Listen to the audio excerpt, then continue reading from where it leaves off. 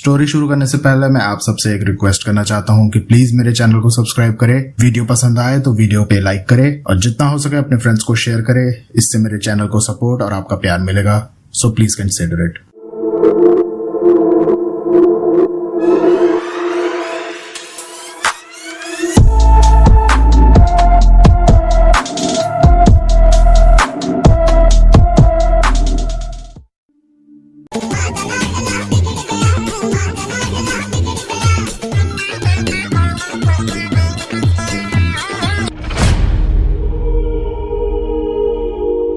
Hello everyone, खमागड़ियन, welcome to the world of story. फिर से मैं आप लोगों के सामने एक और नया रियल सुपरनेचुरल एक्सपीरियंस लेकर। हम लोगों ने हमारी कहानियों के अंदर अलग अलग तरह के एंटिटीज के बारे में सुना है, अलग तरह के इवेंट्स के बारे में सुना है, लेकिन कभी आपने सुना है कि एक भूत ने और एक एंटिटी ने चोरी की हो? जी हाँ, आज की हमारी जो कहानी है वो कुछ ऐसी है जहां पर एक सुपरनेचुरल एंटिटी आपके यहाँ से चोरी करती है और जब वो पकड़ी जाती है, आपने वो कहावत तो सुनी होगी, उल्टा चोर कोतवाल को डांटे।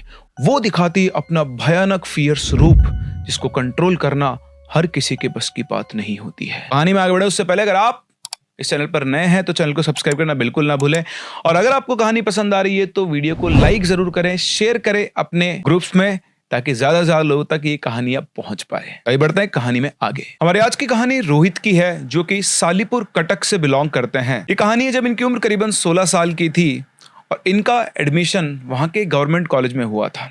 ये पढ़ते एक कॉलेज में थे, लेकिन एक और दूसरा कॉलेज था जिससे कोचिंग करते थे। एक जूनियर कॉलेज था जहां से कोचिंग किया करते थे और उसी के हॉस्टल में रहा करते थे। जब ये हॉस्टल में एडमिशन लेने पहुंचे तो इन्हें पता लगा कि हॉस्टल में सिर्फ एक ही रूम बचा है, वो भी उनको डबल ऑक्यूपेंसी मिलेगा। रोहित इस चीज के लिए अग्री हो जाता है और एडमिशन लेकर वो अपने अलॉटेड रूम के अंदर जाता है। जब वो पहली बार उस कमरे में पहुंचता है तो वहां पहुंचकर वो देखता है कि जो कमरा था वो बहुत साफ था। कमरे साफ हो सकते हैं, पर वो बहुत ही अननेचुरली क्लीन था।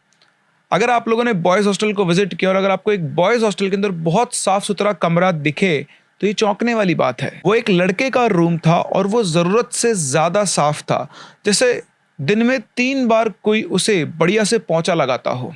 वो ये सब देख ही रहा था कि तभी उसका रूममेट अनु वहां पर आ जाता है। अनु को देखकर रोहित ने उसे हाई किया, ग्रीट किया, लेकिन अनु ने सिर्फ एक कोल्ड स्माइल दी और उसकी तरफ देखकर उसको इग्नोर करके चला गया, जैसे अनु रोहित के आने से खुश नहीं था। खैर उसे भी लगा कि अब उसका जो प्राइवेसी थी वो छिन जाएगी, इसलिए शायद वो थोड़ा सा नाराज है। थोड़े दिनों में वो सेटल हो जाएगा। तो वहां पर 2 बेड थे। एक साइड में अनु का बेड लगा हुआ था, जिसके ऊपर एक विंडो थी, मतलब बेड के जस्ट ऊपर ही, और वो विंडो से बाहर हॉस्टल की जो बाउंड्री थी वो थी। उस बाउंड्री के पीछे एक घर था जो बहुत टूटा फूटा सा था, जैसे उस घर में कोई रहता नहीं है।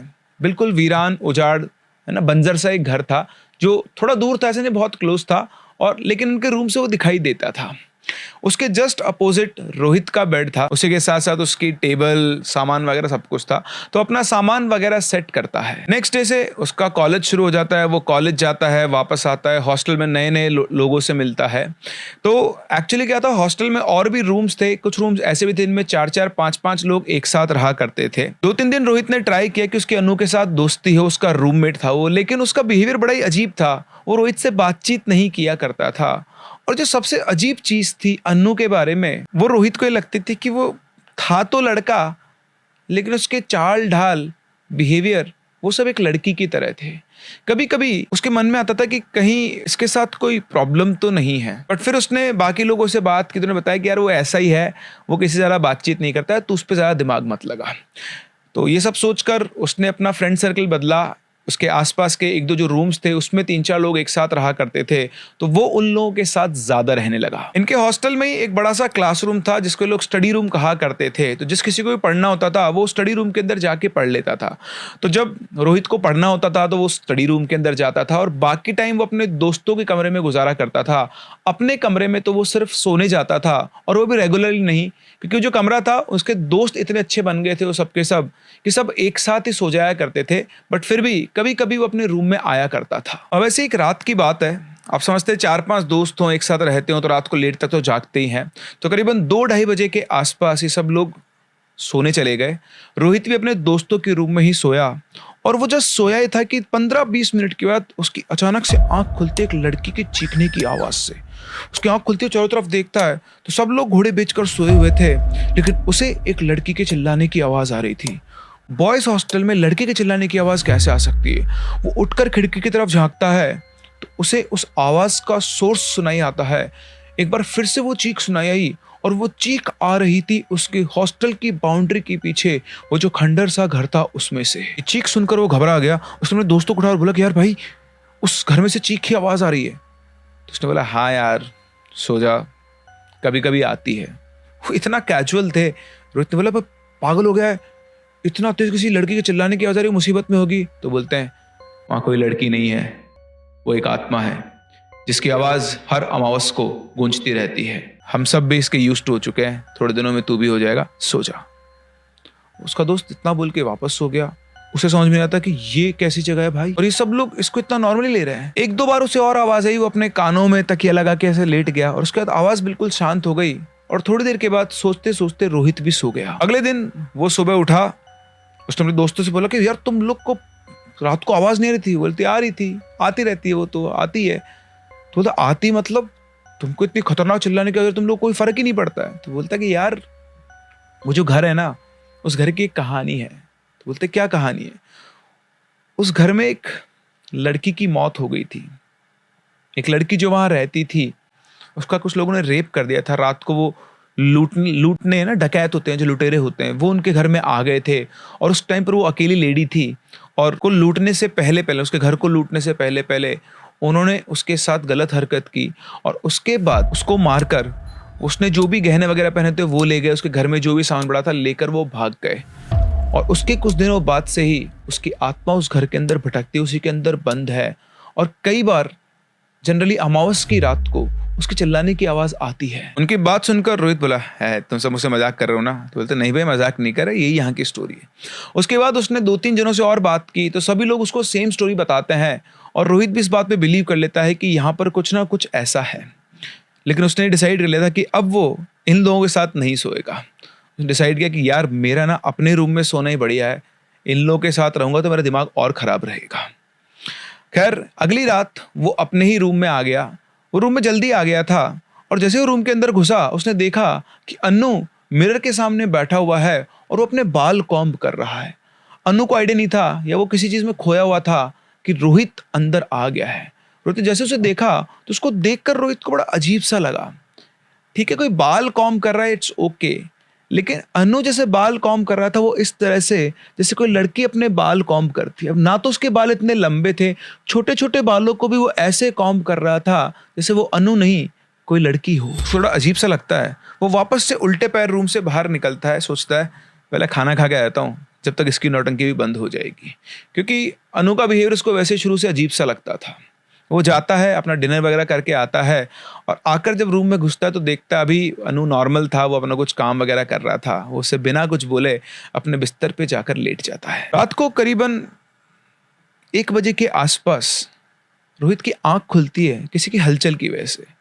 तो घूमकर देखता है तो देखता है कि अनु अपने बिस्तर से उठता है, रूम का गेट खोलता है और गेट खोलकर कहीं बाहर चला जाता है। रोहित सोचता है कि ये रात को कहाँ जा रहा है, बट वो उस पर ध्यान नहीं देता, बोलता जाने दे कहीं पे गया होगा। थोड़ी देर तक देखता है लेकिन अनु बाहर ही रहता है। वो वापस से अपना सो जाता है। करीबन 1-1.5 घंटे के बाद उसकी आंख दोबारा खुलती है वॉशरूम जाने के लिए और उठकर देखता है तो अभी भी अनु कमरे में वापस नहीं आया था। फिर वो बाहर निकल के हॉस्टल के कॉरिडोर के अंदर बालकनी के अंदर देखता है, उसे अनु कहीं पर भी दिखाई नहीं देता है। लेकिन उसे आ रही थी बहुत तेज नींद। उसने बोला भाड़ में जाने दे, कहीं पर भी गया हो मुझे क्या फर्क पड़ता है, वो कौन सा मेरा दोस्त है। और वो वापस आकर अपनी पलंग पर सो जाता है। अगली सुबह वो उठता है तो देखता है कि अनु अपने बिस्तर पर सोया हुआ था। उसे एक बार तो लगा कि वो उससे उठाकर पूछे कि वो रात को कहाँ गया था, बट उसने सोचा कि ठीक है यार मैं क्यों इंटरफेयर करूं उसके साथ। तो इस तरह से रोहित वापस से अपने कॉलेज जाता है, वापस आके स्टडी रूम में पढ़ाई करता है, खाना ना खा पी कर आकर वो अपने बेड पर सो जाता है। अगली रात भी वो सोया हुआ होता है और सोते सोते उसकी आंख खुलती है। लेकिन इस बार उसकी आंख खुलती है किसी के गुनगुनाने की आवाज से। और ये जो भी कोई गुनगुना रहा था या फिर ऐसा बोलो कि गुनगुना रही थी, उसे एक लड़की की आवाज आती है गाने गुनगुनाने की। उसकी आंख खुलती है और जैसे उसकी आंख खुलती है उसकी आंखें फटी की फटी रह जाती है। मिरर के सामने अनु बैठा हुआ था और वो वैसे ही अपने बाल बना रहा था और बाल बनाते बनाते वो एक लड़की की आवाज में कुछ गुनगुना रहा था। रोहित उसको देखकर घबरा जाता है, लेकिन बहुत क्लोजली अपनी थोड़ी सी आंखें खोलकर वो उसकी हरकतों को ऑब्जर्व कर रहा था। उसकी आंखों के सामने सामने उसके बाद अनु उठता है और बिल्कुल एक लड़की की तरह चलते हुए उस कमरे से बाहर निकल जाता है। दबे पांव रोहित भी अनु का पीछा करता है। धीरे धीरे चुपके चुपके वो जाता है तो देखता है कि अनु हॉस्टल की छत के ऊपर चला गया है। उसके जाने के कुछ सेकंड्स के बाद वो भी चुपचाप छत के ऊपर जाता है और जाकर देखता है तो उसने देखा कि अनु छत के कोने पे खड़ा हुआ था और किसी से बातें कर रहा था। उसके सामने कोई नहीं था, लेकिन उसे देखकर ये साफ साफ लग रहा था कि वो किसी से बातें कर रहा है। अब जैसे अगली सुबह हुई उसने अपने दोस्तों को बताया कि यार रात को ऐसा ऐसा हुआ था। तभी उसका एक दोस्त बोलता है यार तू सही बोल रहा है, मैंने भी उसे कई बार देखा है, रात को वो ना हॉस्टल की छत पर जाता है और लगता है किसी से बात कर रहा हो। तो बाकी लोगों ने बोला यार ऐसा थोड़ा ना हो सकता है। तो बोलता है काम करते हैं, हम लोग सब मिलकर उसके ऊपर नजर रखते हैं और देखते हैं कि वो क्या करता है। उसी दिन से मतलब उस रात से सब लोगों ने अनु के ऊपर नजर रखना शुरू किया।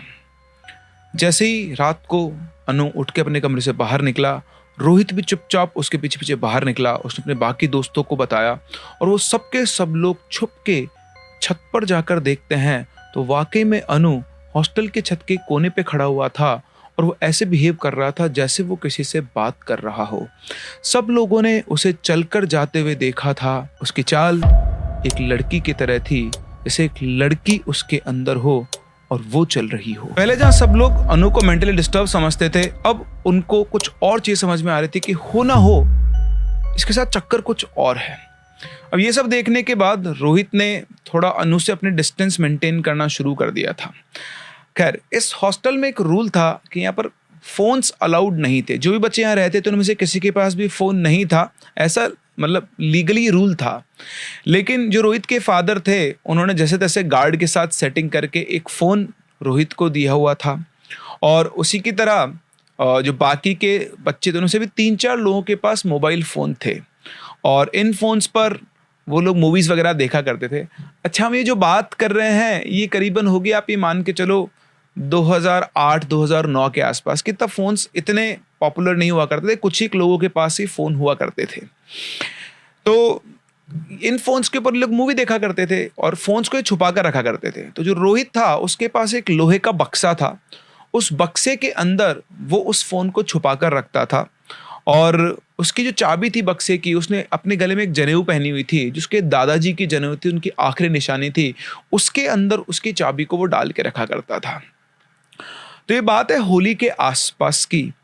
इनकी जो हॉस्टल था उसकी छुट्टियां होने वाली थी और होली से जस्ट 1-2 दिन पहले जो हॉस्टल के बच्चे थे, लड़के थे, उन सब ने प्लान बनाया कि रात को ना 3 बजे उठकर होली खेलेंगे ताकि कोई बच नहीं पाए। अब इस इवेंट से 1-2 दिन पहले ये जो रोहित था वो अपने रूम में बैठा बैठा फ़ोन पर जो था मूवीज़ वगैरह कुछ देख रहा था, तो उसके फ़ोन पर अनु की नज़र पड़ी।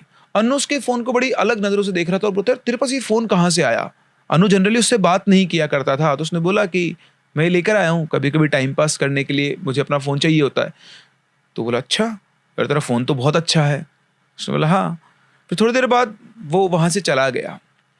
और ये जो बात कर रहा हूँ आपसे होली से, मतलब जो जिन्होंने प्लान बनाया था कि रात को उठकर होली खेलेंगे, उस रात करीबन 12 बजे के आसपास रोहित को लगता है यार कल तो छुट्टी है, क्यों ना आज मूवी देख लूँ। तो अपना बक्सा खोलता है और देखता है तो उस बक्से में से उसका फ़ोन गायब था। उसे अच्छे से पता था कि वो जब सोया हुआ था तो बक्से को उसने लॉक किया था और चाबी तो उसके पास रहती है, आखिर बक्से में से फ़ोन लेकर कौन जाएगा। वो चारों तरफ ढूंढता है, हर जगह ढूंढता है, बक्से को पूरा खाली करके देखता है, लेकिन उसे अपना फ़ोन कहीं पर भी नज़र नहीं आता है। तभी उसे अनु की याद आती है जो एक दिन पहले उससे बोल रहा था कि तेरा फ़ोन तो बड़ा अच्छा है। उसे अनु के ऊपर शक होता है, लेकिन वो ये सोचता है कि यार चाबी तो मेरे पास थी और बक्से में भी लॉक लगा हुआ था, अगर वो लॉक खोलता तो मुझे आवाज़ तो आती। ऐसा नहीं हो सकता कि अनु ने वो फ़ोन चुराया हो। उस टाइम पर अनु रूम में भी नहीं था। वो अपने दोस्तों के पास जाता है और बोलता है कि यार मेरा फ़ोन कहीं मिसप्लेस हो गया, मेरा फ़ोन बक्से में से कहीं गायब हो गया। तो बोलता है क्या बात कर रहा है यार, तूने कहीं रख दिया होगा, बक्से में से कैसे गायब होगा? बोलता है नहीं यार, मुझे अच्छे से याद है, मैंने कल रात को ही फ़ोन बक्से के अंदर रखा था, लॉक किया था और चाबी हमेशा मेरे साथ जनेऊ में रहती थी, देख ये रही अभी भी। उसके दोस्त भी साथ में आते हैं, वो ढूंढना शुरू करते हैं लेकिन उनको फ़ोन कहीं पर भी नहीं मिलता है। इसके बाद वो बताता है कि अनु कुछ ऐसा उसके फ़ोन को देख रहा था। तो बोलता है चल आज साले को पकड़ लेते हैं, सही मौका मिला है, सब कुछ उसके मुंह से उगलवा लेंगे। वो कहीं से छत के ऊपर जाते हैं, इधर उधर ढूंढते हैं, अनु कहीं नहीं दिखता है। फिर उन्हें अनु नीचे कॉरिडोर में घूमता हुआ दिखाई देता है। उसके चारों दोस्त जाकर अनु को पकड़ के रूम के अंदर लेकर आते हैं और उससे बोलते हैं कि बता रोहित का फ़ोन कहाँ है? वो बोलता है मुझे क्या पता रोहित का फ़ोन कहाँ पर है। बोलता है नहीं, कल तुझसे पूछा था ना, तुझे इसका फ़ोन बहुत पसंद आया था, इसका फ़ोन इसके बक्से में से चोरी हो गया है और तूने वो फ़ोन चुराया है। बोलता है नहीं, मैंने फ़ोन नहीं चुराया। ऐसे बातचीत चल रही थी, अभी एक लड़का को खींच के एक थप्पड़ मारता है और थप्पड़ मारते अनु रोने लगता है। वो बोलते बता मर तो और मारेंगे। तो बोलता है मेरे पास फ़ोन नहीं है। और इतना कहते उसके 2-3 थप्पड़ और पड़ते हैं और एक थप्पड़ से इतना खींच के पड़ता है कि उसके कान के पास से खून निकलने लग जाता है। जो 3-4 थप्पड़ उसको पड़े उसके गाल के ऊपर छप गए थे, पूरा गाल उसका लाल हो गया था और आंखों से उसके आंसू बहे जा रहे थे। तभी रोहित उनसे बोलता है यार रुक जाओ, इसको मारो मत, तुम लोग काम करो, बाहर जाओ। वो अपने चारों दोस्तों को बाहर भेजता है। उसके बाद वो अनु से प्यार से पूछता है कि अनु भाई मेरे को बता दे, मेरा फ़ोन तेरे पास है क्या? अगर तूने झूठ बोला तो ये लोग तुझे और मारेंगे। तू जानता है मेरे दोस्त बहुत ख़राब है। एक्चुअली रोहित के जो दोस्त थे पूरे हॉस्टल में फेमस थे, या बोल दो इनफेमस थे, है ना, बिल्कुल दबंग टाइप के थे और मारा पीटी में पीछे नहीं रहते थे। तो अनु क्या सभी लोग उससे डरते भी थे। तो अनु बोला कि नहीं नहीं भाई, मैंने तेरा फ़ोन नहीं लिया है। तो बोलता पक्का तूने मेरा फ़ोन नहीं लिया है? मैं बुलाऊं उनको दोबारा? तो इस बार अनु घबरा जाता और बोलता है कि हाँ यार मैंने तेरा फ़ोन निकाला था। उसने बोला ठीक है निकाल लिया था, मेरा फ़ोन कहाँ पर है? तो बोलता है कि तेरा फ़ोन यहाँ पर नहीं है। तो बोलता है यहाँ पर नहीं है मतलब? बोलता तेरा फ़ोन कहीं और है। तो बोलता बता कहाँ पर है, मैं फ़ोन लेकर आऊँगा। बोले मैं बता नहीं सकता। तो बोलता क्या बकवास कर रहा है, क्यों नहीं बता सकता? तो बोलता है फ़ोन यहाँ पर नहीं है। इस बार रोहित को भी गुस्सा आता है, वो भी खींच उसको एक थप्पड़ मारता है और अपने दोस्तों को आवाज़ देता है। अनु उसके पैर पकड़ लेता, बोलता है नहीं नहीं उनको मत बुलाना, तेरा फ़ोन वो खंडर वाले घर में है। रोहित बोलता है खंडर वाले घर में? वहाँ मेरा फ़ोन क्या कर रहा है? तब जाके रोहित को अनु की सारी कहानी पता लगती है। अनु से बोलता है उस खंडर में जिस लड़की की आत्मा रहती है मैं उससे बात करता हूँ, वो मुझे दिखाई देती है। ये बात सुनकर रोहित बिल्कुल सन्न हो जाता है। बोले क्या बकवास कर रहा है? तो मैं बकवास नहीं कर रहा हूँ, मेरी बात पे कोई विश्वास नहीं करेगा इसलिए मैं किसी को नहीं बताता हूँ, लेकिन उस लड़की की मदद से ही मैंने तेरा फ़ोन चुराया है। रोहित बोलता है कैसे? बोलता है जब मैंने तेरा फ़ोन देखा तो मुझे वो बहुत पसंद आया। उस रात जब मैं उस लड़की से मिलने गया तो मैंने उससे कहा कि वो फ़ोन मुझे बहुत पसंद आया। तो उसने कहा कि वो फ़ोन तुम्हें मिल जाएगा। तेरे सोने के बाद वो मेरे साथ आई और उसी ने तेरे गले से वो माला मुझे निकाल कर दी। तुझे तो उठा ही नहीं और मैंने चुपचाप से तेरा बक्सा खोलकर उसमें से फ़ोन निकाला और वो फ़ोन मैं वहाँ ले जाकर देख रहा था और वो फ़ोन वहीं पर है। रोहित बोलता है तू झूठ बोल रहा है। बोलता नहीं नहीं मैं झूठ नहीं बोल रहा हूँ। तो बोलता तू चल मेरे साथ, अभी चल, मैं देखता हूँ मेरा फ़ोन कहाँ है। अब ये सब जो बातचीत हो रही थी उस टाइम तक होते होते करीबन या मान लो सुबह के 5 बज गए होंगे, क्योंकि जो 3 बजे उठकर इनका होली खेलने का प्लान था, वैसे तो पूरे हॉस्टल का ही था पर मेनली जो रोहित के 4 दोस्त थे उन्हीं का था, यही सबसे ज़्यादा वो करने वाले थे। लेकिन रोहित का फ़ोन खोने की वजह से ये प्लान इनका कैंसिल हो गया था और अनु को ढूंढना, पहले फ़ोन ढूंढना, इन सारे प्रोसेस में करीबन सुबह के 4:30 बजे के आसपास बज गए थे। रोहित अपने रूम का गेट खोलता है, अपने दोस्तों से बोलता है कि भाई ये ऐसे बोल रहा है कि मेरा फ़ोन वहाँ पर है। तो बोलता है क्या बकवास कर रहा है, वहाँ कैसे फ़ोन हो सकता है? बोलते चल। अनु को लेकर रोहित और उसके दोस्त उसी खंडर वाले घर में पहुँचते हैं और अंदर जाकर अनु दिखाता है उसी जगह पर रोहित का फ़ोन पड़ा हुआ होता है और फ़ोन को उठाता, उसका फ़ोन बिल्कुल सही सलामत था। लेकिन रोहित और उसके दोस्त शॉक्ड थे, इस घर के अंदर तो कोई आता जाता ही नहीं है, इसका फ़ोन यहाँ पर कैसे आया? वो फटाफट से अपना फ़ोन लेता है और अनु को वहीं पर छोड़कर अपने दोस्तों के साथ वापस हॉस्टल में आ जाता है। उस दिन के बाद ये होली का त्यौहार मनता है। उसके बाद 2-3 दिन गुजर जाते हैं और इन सबकी लाइफ नॉर्मल हो जाती है। सब लोग वापस अपने डेली के रूटीन के अंदर फिट हो जाते हैं, कॉलेज जाना, पढ़ाई करना। और ऐसे ही रात के टाइम पर बैठकर रोहित पढ़ाई कर रहा था, तभी उसे अपने पीछे से किसी की कुछ बड़बड़ाने की आवाज़ आती है और ये बड़बड़ाने की आवाज़ किसी लड़की की थी। वो पीछे घूमकर देखता है और जैसे वो पीछे घूमता है, जैसे उसकी आत्मा ने उसका शरीर छोड़ दिया हो, उसके पीछे अनु खड़ा हुआ था। उसकी आंखों में काजल लगा था और वो भी बाहर तक फैला हुआ था। उसके होठों पे लाल लिपस्टिक लगी हुई थी और वो बहुत गुस्से में रोहित को देखकर कुछ बड़बड़ा रहा था। उसका ये लुक शब्दों में इतना भयानक नहीं लग रहा जितना वो देखने में लग रहा था। उसको देखते रोहित चिल्लाते अपने रूम से भागता है और भागकर कॉरिडोर के अंदर जितने भी रूम आते हैं उनके दरवाजे पीटता है। दरवाजे पीटने की आवाज सुनकर सभी बच्चे बाहर आते हैं और रोहित को बदहवास देखकर उससे पूछते हैं कि क्या हुआ भाई, तुझे क्या हुआ। रोहित सारी बात उनको बताता है। उनमें से 2-4 लड़के जाकर उसके रूम में देखते हैं, वहाँ सब कुछ नॉर्मल था। अनु बिल्कुल नॉर्मल चेहरे के साथ अपने बेड पर सोया हुआ था। उसे देखकर उसके दोस्त बोलते क्या हुआ भाई, तू इतना घबरा क्यों रहा है, देख वो तो बिल्कुल आराम सोया हुआ है, मुझे लगता है कि तुझे कोई वहम हुआ है। लेकिन रोहित इस चीज को मानने को तैयार नहीं था। उससे पता था कि उसने क्या देखा है ये वहम नहीं है, लेकिन उसके अंदर इतनी हिम्मत भी नहीं थी कि अपने दोस्तों के साथ अंदर जाके देखे कि अनु बिल्कुल नॉर्मल हालत में है या नहीं, जबकि बाकी सभी लड़के बता रहे थे कि बिल्कुल नॉर्मली सोया हुआ है। उस दिन रोहित अपने दोस्तों से बोलता है मैं तुम्हारे साथ ही सोऊंगा, मैं उस कमरे में नहीं सो रहा हूँ। नेक्स्ट डे उठकर रोहित अपने कमरे में तैयार होने के लिए जाता है क्योंकि उसे कॉलेज जाना था। और जैसे कमरे के अंदर वो जाता है देखता है कि वहाँ बेड के ऊपर अनु बिल्कुल बेसुध पड़ा हुआ है। उसके हाथों के ऊपर ऐसे नाखून के खरोचने के निशान हो रखे हैं, जिसने किसी ने नाखून गड़ा के उसके हाथों को खरोच दिया हो। रोहित ने अनु को हिला के उठाया और जैसे उसने उसको उठाया एकदम से चिल्लाया वो आ गई है। उसने वापस से अनु को होश में लाने की कोशिश की, लेकिन वो बार बार यही रटा था वो आ गई है, वो आ गई है, वो आ गई है। और फिर एकदम से अनु का शरीर बिल्कुल ढीला पड़ जाता है। फिर अगले पल वो उठ खड़ा होता है। उसके चेहरे के ऊपर एक अलग सी स्माइल होती है और फिर अचानक से वो बहुत तेज तेज हंसने लगता है। उसकी हंसी बिल्कुल अजीब सी थी। उसको देखकर रोहित घबरा जाता है। वो 2 कदम पीछे हट जाता है और ये सोच रहा था कि वो क्या करे क्या नहीं करे। रोहित इतना सोच ही रहा होता है कि तभी अचानक से अनु जो था वो अपनी टेबल पे पड़ा हुआ एक जो फूलदान होता है उसको उठाकर सीधा रोहित के सिर पे मार देता है। वो फूलदान सीधा रोहित के सिर पे जाकर टकराता है और टकराने की आवाज से रोहित बहुत तेज चिल्लाता है और उसके सिर से खून निकलना शुरू हो जाता है। इधर सुबह सुबह इन दोनों के रूम से चिल्लाने की आवाज सुनकर एक लड़का पड़ोस से भागते हुए इनके कमरे में आता है। वो आकर देखता है कि रोहित का सिर फटा हुआ, उसके सिर से खून निकल रहा है और वहां पर अनु सामने अजीब सा ही होकर खड़ा हुआ है। उनको देखकर वापस पीछे की तरफ भागता है चिल्लाने के लिए, वार्डन को बुलाने के लिए। वार्डन वार्डन बोलता है वो कि तभी अचानक से इनके रूम का गेट बंद हो जाता है। अनु एक बार वापस से कोई दूसरी चीज उठाकर उस लड़के के ऊपर फेंकता है, लेकिन वो साइड में होकर बच जाता है और वो चीज जाकर सीधे दरवाजे पर गिरती है। इधर वो लड़का दरवाजा पीट रहा था और यहाँ पर रोहित अपना सिर जो खून से भरा हुआ था उसको पकड़कर बैठा हुआ था और पूरे हॉस्टल के अंदर शोर शराबा हो गया था। ये शोर शराबा सुनकर वार्डन और बाकी सारे बच्चे भी इनके रूम के बाहर आकर खड़े हो जाते हैं और उस रूम को खोलने की कोशिश करते हैं, लेकिन सब लोग मिलकर भी उस रूम को खोल नहीं पा रहे थे। इधर वार्डन बाहर चल रहा था, क्या हो रहा है अंदर, गेट खोलो, क्या हो रहा है। और तभी सब लोगों को एक और चीख सुनाई आती है और चीख थी रोहित की। वार्डन ने तुरंत गार्ड को भेजकर रूम की डुप्लीकेट की मंगवाई और उससे ताला खोला और जैसे उन्होंने रूम खोला सबके पैर जम गए।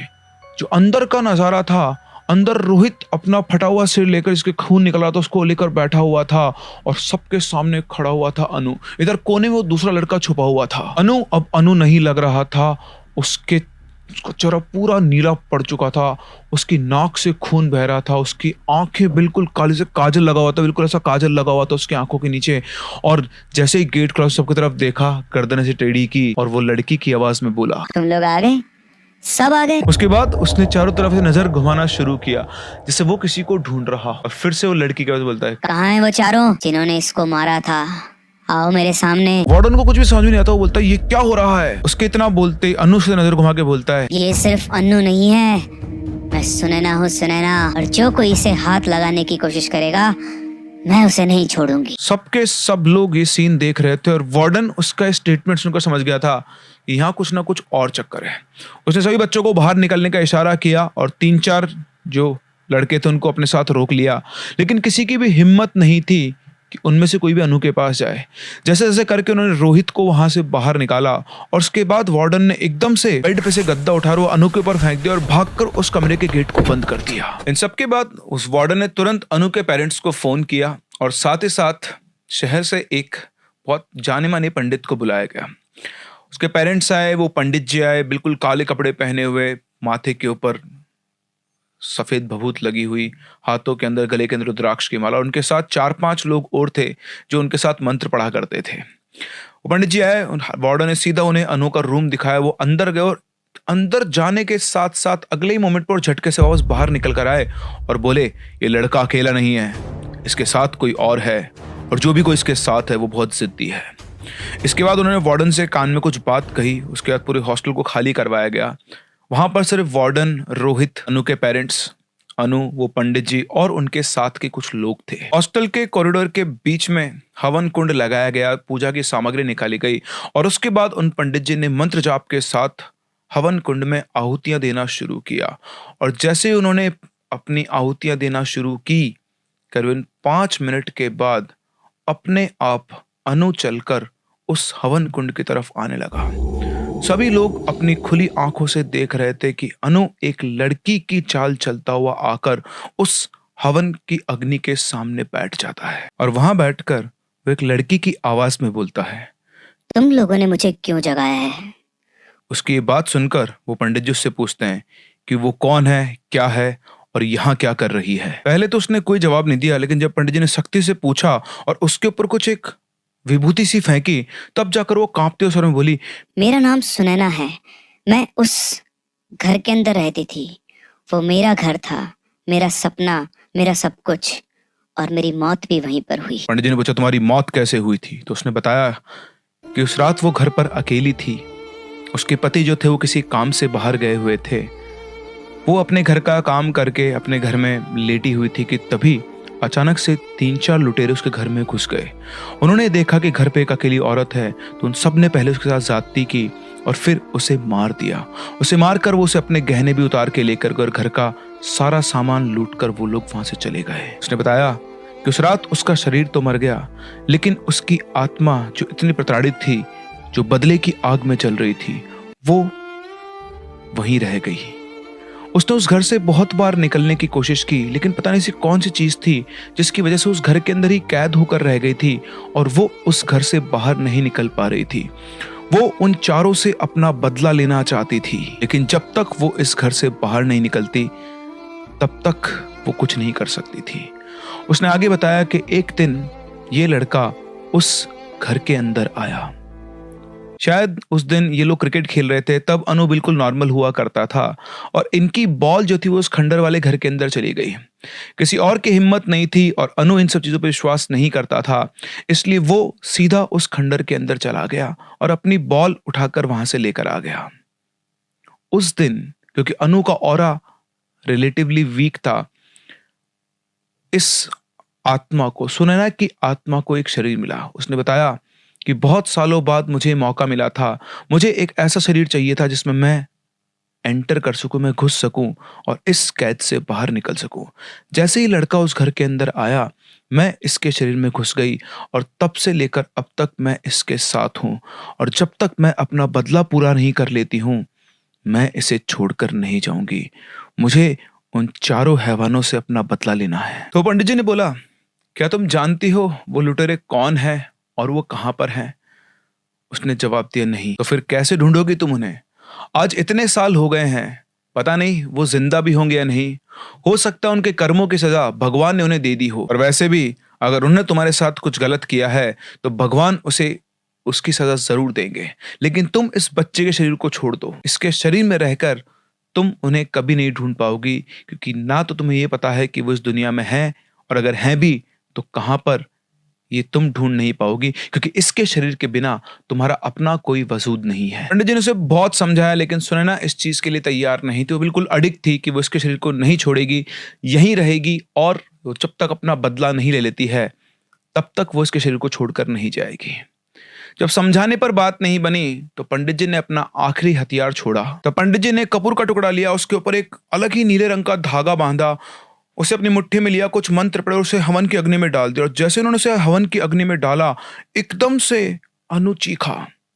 पहले एक औरत की चीख, फिर एक औरत की हंसी, और उसके बाद उसका शरीर ढीला पड़ गया और वो एकदम से बेहोश हो गया। इसके बाद उन बाबा ने अनु के घर वालों से बोला कि इसे आप अपने घर लेकर जाइए और ये मत सोचिएगा कि ये भी ठीक हो गया है, इसे समय लगेगा, ये आत्मा बहुत जिद्दी है और वो एक बार में इसका पीछा नहीं छोड़ेगी, हमें कई बार और पूजा वगैरह करनी पड़ेगी। अनु के पेरेंट्स उसको लेकर घर चले गए।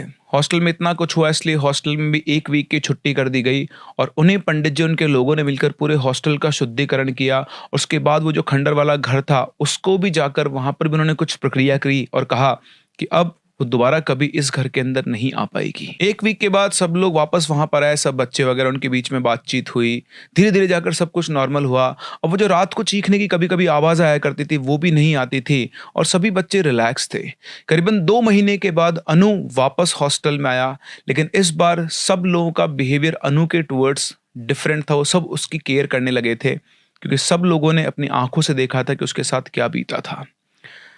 इन सभी लोगों को ये बाद में पता चला कि इतनी आसानी से उस एंटिटी ने अनु का पीछा नहीं छोड़ा।